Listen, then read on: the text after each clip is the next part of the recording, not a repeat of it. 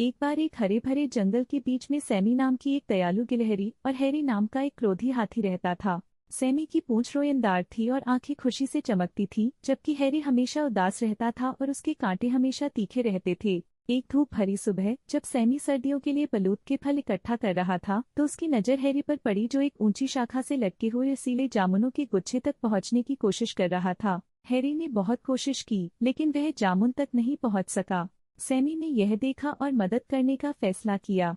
अरे हैरी, क्या तुम्हें कुछ मदद चाहिए? सैमी ने खुश होकर पूछा। हैरी ने गुस्से से सिर हिलाया, लेकिन अनिच्छा से सिर हिलाया। ठीक है, रुको, सैमी ने कहा और वह पेड़ पर चढ़ गया और जामुन तोड़ लिए। उसने उन्हें हैरी को एक गर्मजोशी भरी मुस्कान के साथ सौंप दिया। हैरी उसकी दयालुता से आश्चर्यचकित होकर एक कर्कश धन्यवाद कहा। कई दिनों बाद जंगल में एक बड़ा तूफान आया। सैमी का छोटा सा आरामदायक घोंसला नष्ट हो गया, जिससे वह बेघर हो गया। ठंड और नमी से परेशान सैमी जंगल में आश्रय की तलाश में भटक रहा था।